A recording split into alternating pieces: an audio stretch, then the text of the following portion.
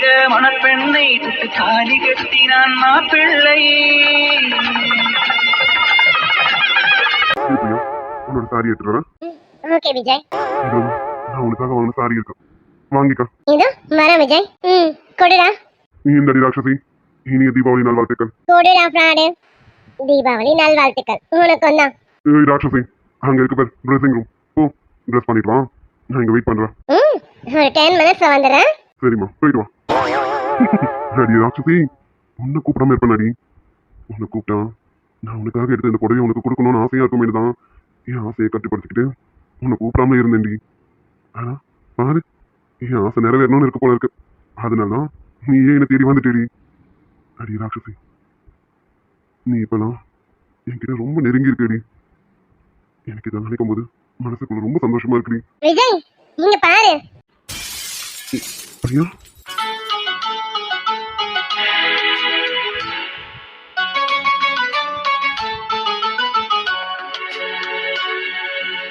எப்படி இருக்கு விஜய்? நல்லா இருக்கா? எனக்கு ரொம்ப பிடிச்சிருக்கு.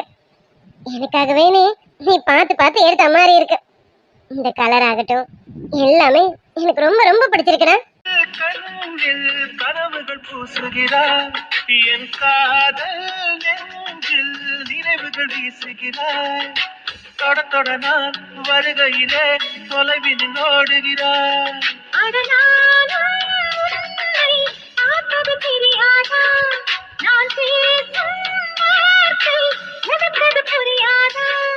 அடி நான் இருந்தேன் உன் ஞாபகமாய்.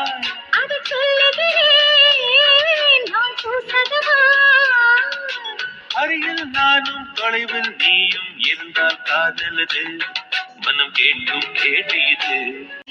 ஓடிவிடும் பெண்பணியும் நீதா, குளிரும் மார்கழியில் கண்பணியும் நீதா. கண்களை மூடிவிட்டு ஒளிந்தவளும் நீதா. ஒளிந்தவளை அருகில் வந்து அணைத்ததும் நீ. விஜய் என்னடா அப்படி பாக்குற? அழகா இருக்கேனா? இந்த புடவை எனக்கு நல்லா இருக்கா? விஜய் என்ன என்ன பண்ணிட்டு இருக்க விஜய்? பிரியா, நான் உன்கிட்ட ஒன்று சொல்லட்டா? இல்ல இல்ல வேண்டாம், கையெடு விஜய், நான் வெளியில போறேன். இல்ல பிரியா, நான் இன்னைக்கு உன்கிட்ட இந்த விஷயத்த சொல்லி ஆகணும். எனக்கு அதுக்காக. விஜய் நீ என்ன பேசிட்டு இருக்க? கையெடு, நான் போறேன். விஜய் என்ன பண்ணிட்டு இருக்க நீ? ஆசை வலையிடுதா நெஞ்சம் அதில் விழுதா, எழுந்திடும் போதும் அன்பே மீண்டும் விழுந்திடுதா. விஜய் என்ன பண்ணிட்டு இருக்க விஜய்? கையெடு, நான் போறேன். இல்ல பிரியா, நான் சொன்னேன்ல உன்கிட்ட ஒரு விஷயம் சொல்லணும்னு, அதை சொல்லிடுறேன், அப்புறமா நீ போ. விஜய் இல்ல வேண்டாம், நீ எதுவும் என்கிட்ட சொல்ல வேணாம், நான் போறேன். நீ கையெடு. ஏய் என்னடி ராட்சசி, எதுக்கு போறேன்னு சொல்றான்? அதான் சொல்றேன்ல, இப்ப எனக்கு உன்கிட்ட ஒரு விஷயம் சொல்லணும், கண்டிப்பா சொல்லியும் ஆகணும். நான் சொன்னதுக்கு அப்புறம் அதை கேட்டுக்கிட்டு அப்புறமா போ. டேய் என்ன மிரட்டுற? அப்புறம் என்னடி, அதான் சொல்லிட்டு இருக்கல, சொல்றேன், அமைதியா கேளு. கொஞ்ச நேரத்துக்கு அமைதியா இரு. இப்ப நான் உன்னை பண்ண போறேன், அது வரைக்கும் நீ அமைதியா தான் இருக்கணும். என்னது பண்ண போறியா? விஜய் விஜய் வெளியில கனி வெயிட் பண்ற, நான் போறேன், விடு. முடியாது, சொல்றேன்ல, நான் இப்போ ஒரு விஷயம் பண்ண போறேன், அது வரைக்கும் நீ அமைதியா தான் இருக்கணும், பேசக்கூடாது. அமைதியா. என்ன இவன் என்னமோ பண்ண போறேன்னு சொல்றான். ஐயோ எனக்கு வேற ஏன் நெஞ்சு படபடன்னு அடிக்குதுன்னு தெரியலையே.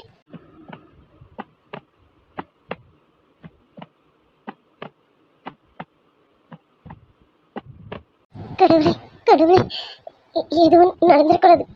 கடவுளே கடவுளே.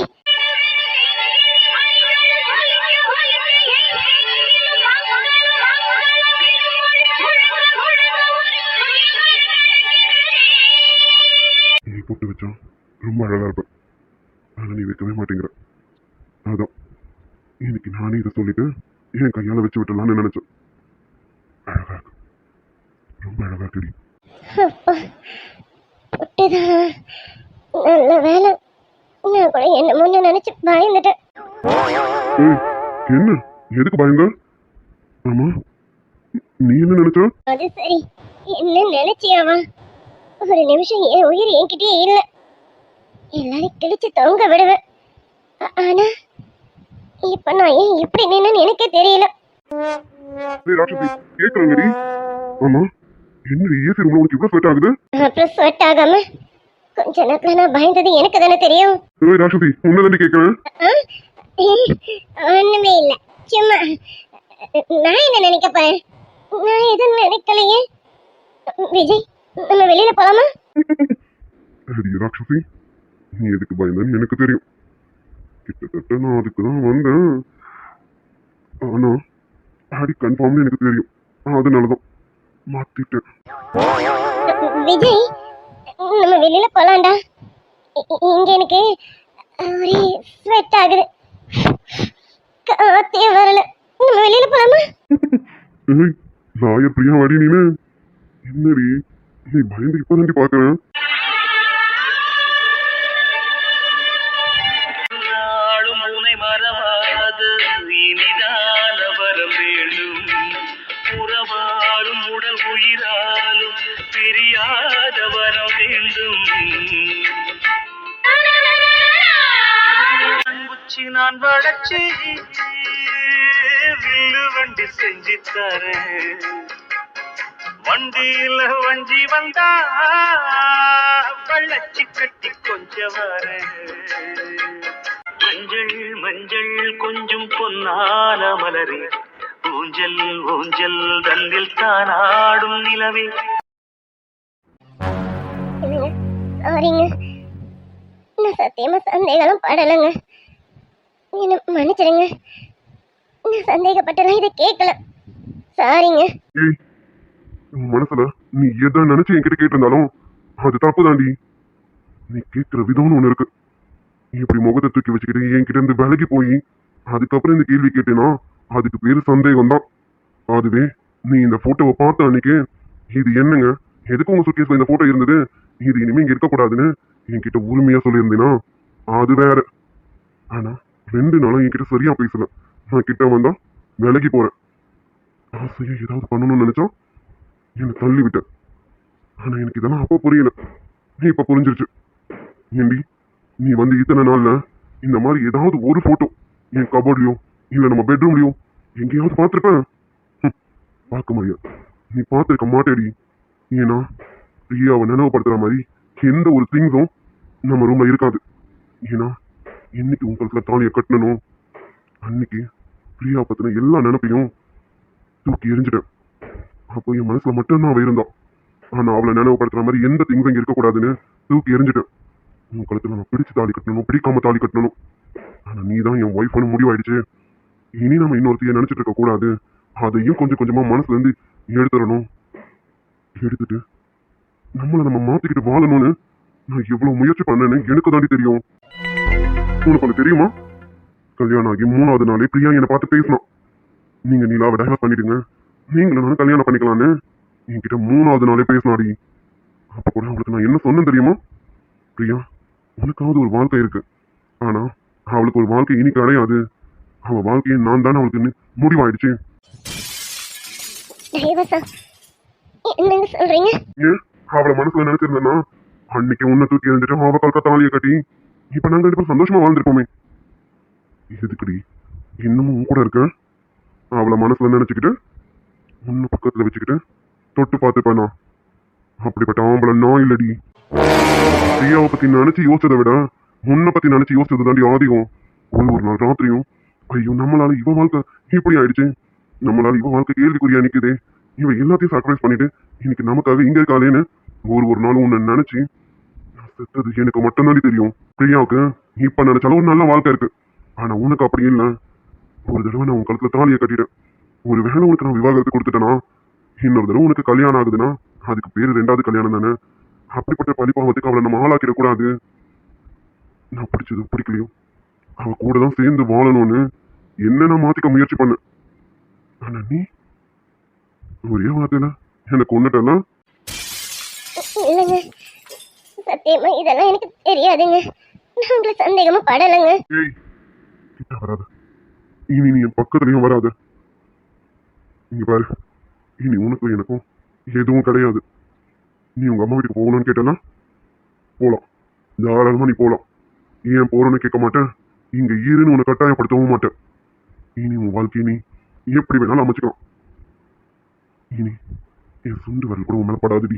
என் விரல் மட்டும் இல்லடி, என் மூச்சு காத்து கூட உன் மேல படாது. நிம்மதியா இருக்கலாம், சந்தோஷமா இருக்கலாம். உனக்கு இங்க இருக்க பிடிக்கலன்னு சொல்லிட்டேன்ல, நான் உன் பக்கத்துல நெருங்குறதும் உனக்கு பிடிக்கலாம்ல. படிக்காம கஷ்டப்பட்டு நீ இங்க இருக்க வேணாம், தாராளமா உங்க அம்மா வீட்டுக்கு போயிட்டே இருக்கலாம். நான் இல்ல, எங்க அம்மாவும் அப்பாவும் கூட உன்னை ஒரு வார்த்தை கூட கேட்க மாட்டாங்க. இங்க உன்னை கேட்க யாருமே கிடையாது. எப்போ வேணாலும் நீ போயிட்டே இருக்கலாம். இல்லைங்க, அப்படின்னு சொல்லாதீங்க ப்ளீஸுங்க. நான் தப்பா புரிஞ்சுக்கிட்டேன், என்ன மன்னிச்சிடுங்க. நீங்க நினைக்கிற மாதிரி நான் சந்தேகம்லாம் படல. ஒருவேளை பிரியா உங்க மனசுல இருந்திருந்தா நான் உங்களுக்கு இடைஞ்சல இருக்கக்கூடாதுன்னு தான் உங்க நல்லதுக்காக தாங்க யோசிச்சேன். மற்றபடி நீங்க நினைக்கிற மாதிரி உங்க மேல சந்தேகப்பட்டோ உங்களை விட்டு பிரிஞ்சு போகணும்னு நான் நினைக்கல. தயவு செஞ்சு என்ன தப்பா நினைக்காதீங்க ப்ளீஸுங்க. ஏய் நிறுத்து, நான் உன்கிட்ட நெருங்குறது உனக்கு பிடிக்கல, உன்கிட்ட எப்படி இப்படி இருக்கணும்னு நினைக்கிறேன், அது உனக்கு பிடிக்கல. ஆனா என் மனசுல ஒருத்தி இருந்தா அவ கூட நான் சேர்ந்து வாழணும்னு நீ நினைப்பியா? அப்படி நினைக்க நீ யாரடி?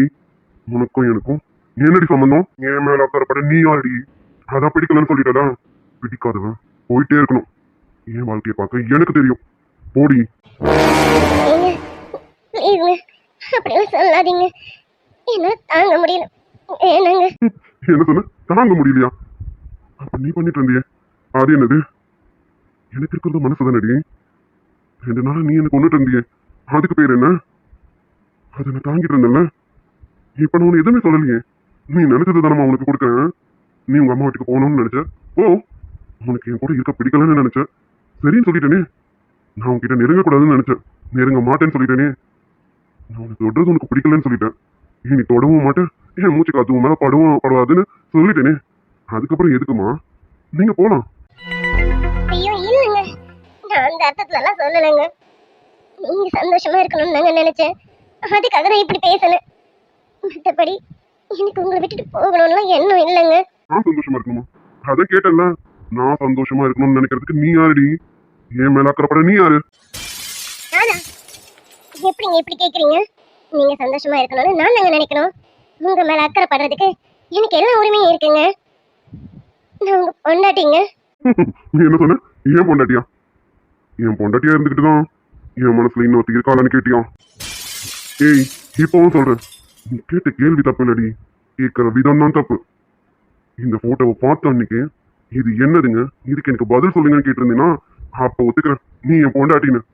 அதை விட்டுட்டு இது 2 நாளா உனக்குள்ளேயே வச்சுக்கிட்டு கஷ்டப்பட்டுக்கிட்டு என்னையும் கஷ்டப்படுத்திக்கிட்டு இப்படியெல்லாம் பண்ணிட்டு இப்போ ஒரு வேலை உங்க மனசுல இருப்பானோ இருந்தா அப்போ இவ்வளவு என்னையும் சேர்த்து வச்சுட்டு நீ என்ன ஓ தியாகின்ற பட்டத்தை வாங்கிட்டு போறியா?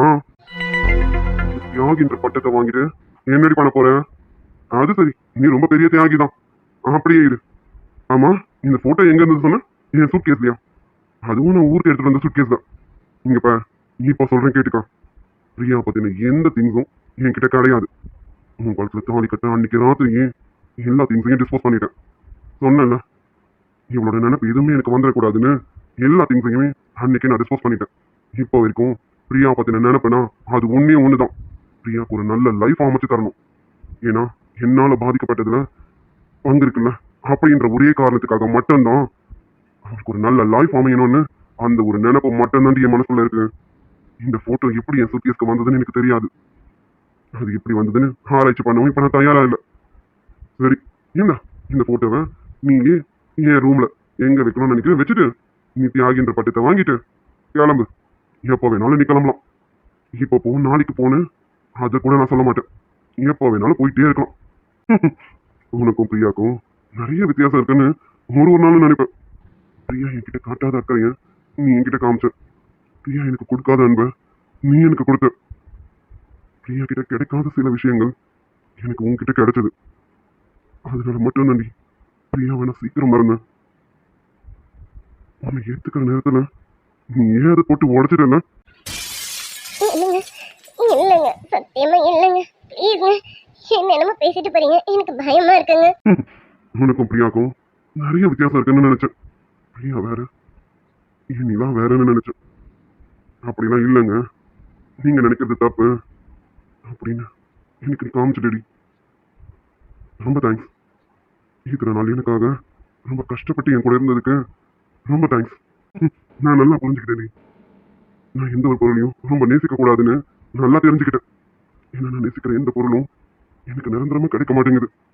அந்த வகையில நான் ரொம்ப பெரிய துரதிருஷ்டசாலி. எனக்கு என்ன பார்க்க சுத்தமா பிடிக்கலடி.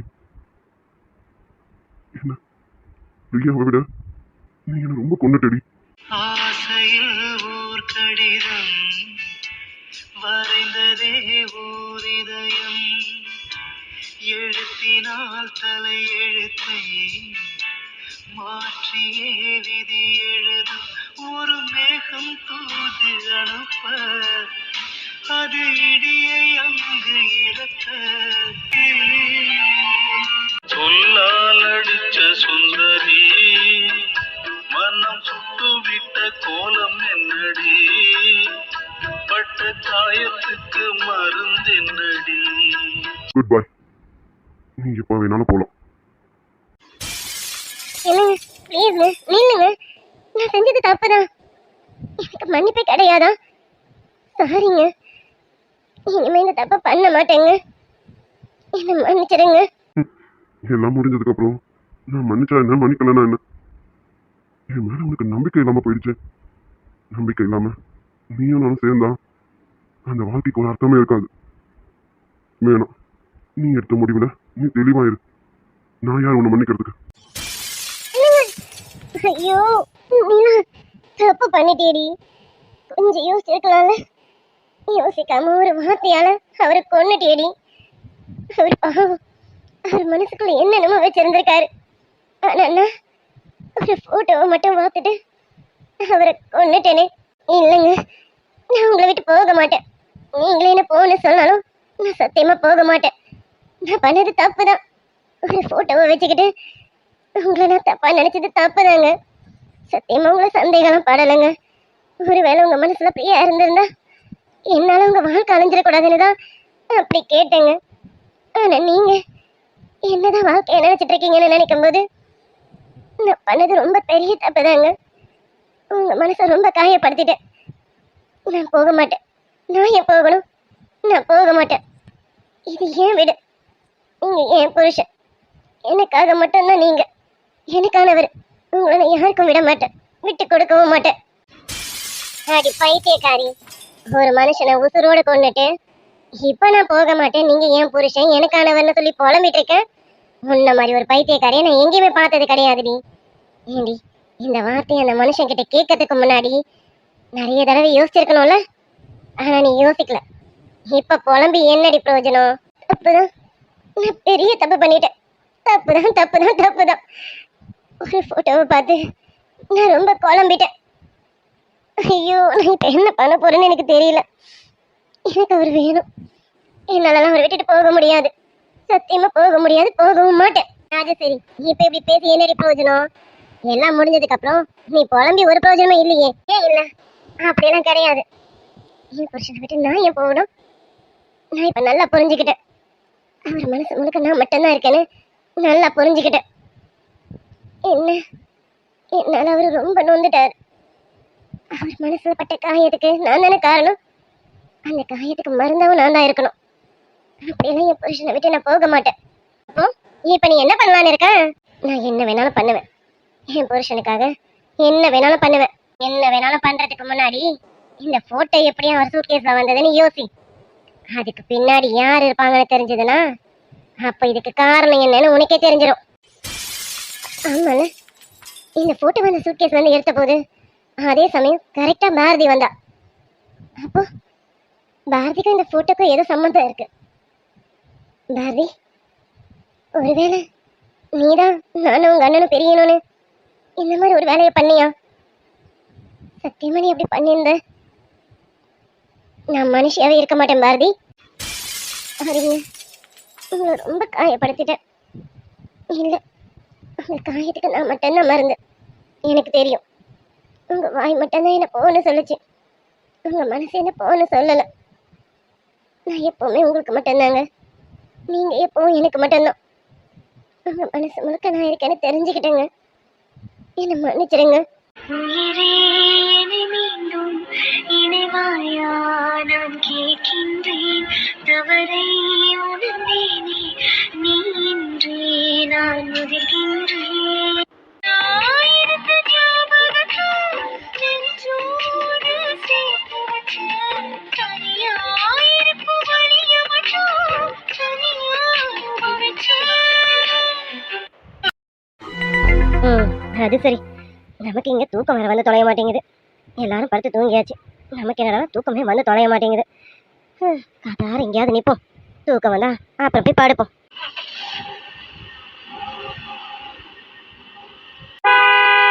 என்ன இந்த நேரத்துல கார் ஸ்டார்ட் பண்ற சவுண்ட் கேக்குது?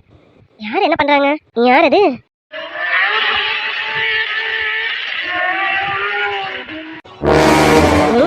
பேராண்டி இவ்வளவு வேகமா காரை ஓட்டிட்டு போறான். இவன் போற வேகத்தை பார்த்தா ஏதோ கோவமா இருக்க மாதிரி தெரியுது. என்னவா இருக்கும்? என்னன்னு தெரியலையே. ஒருவேளை பேத்திக்கும் பேரனுக்கும் எதனா சண்டையா இருக்குமோ? சரி என்னென்னு போய் கேட்டுருவோம். இல்லை இல்லை, இது புருஷன் பொண்டாடி சண்டை. எடுத்த எடுப்பில் என்னென்னு போய் நம்ம கேட்டக்கூடாது. கொஞ்சம் விட்டு பிடிப்போம். என்னதான் ஆச்சுன்னு தெரியாமல் நம்ம போய் மூக்க நுழைக்கக்கூடாது. அவங்களே தீர்த்துக்கிறாங்களான்னு பார்ப்போம். இல்லைன்னா நம்ம தலையை விட வேண்டியதான். என்ன நடந்திருக்கும் தெரியலையே. 2 பேரும் இவ்வளோ நேரம் சந்தோஷமாக பேசி சிரிச்சுட்டு தானே இருந்தாங்க. நல்லபடியாக தலை தீபாவளி கொண்டாடினாங்க. அதுக்குள்ள என்ன ஆச்சு 2 பேருக்கும்? இவங்களுக்குள்ள சண்டை வரதுக்கான வாய்ப்பே கிடையாது. ஆனால் பேராண்டி போகிற வேகத்தை பார்த்தா பெரிய கோபத்தில் போகிற மாதிரி இருக்கு. அதுவும் இந்த நேரத்தில். அப்போ என்னமோ பூகம்பம் வெடிச்சிருக்குன்னு நான் நினைக்கிறேன். சரி பார்வதி, கொஞ்சம் விட்டு போடி. என்னதான் நடக்குதுன்னு எட்ட நின்று வேடிக்கை பார்ப்போம். அப்புறமா கிட்ட போய் பஞ்சாயத்தை பண்ணுவோம். அது வரைக்கும் தூரம் நின்று இருப்போம். புருஷன் பொண்டாட்டிக்குள்ள என்னதான் நடக்குதுன்னு நம்மளும் பார்ப்போம். இவங்க 2 பேரையும் சேர்த்து வைக்க நான் படாத பாடுபட்டா இவங்க என்னடனா சண்டை போட்டு முட்டிக்கிட்டு மூளைக்கு ஒன்றா போயிட்டு இருக்குங்க. இதெல்லாம் சரியா வராது. அடிய பார்வதி, கொஞ்ச நாளைக்கு லேஸில் விட்டுட்டேன்னா அதான். இனி அப்படி விடாத. இனிமே என்னென்ன பண்ணணுமோ அதை பண்ணிடணும்.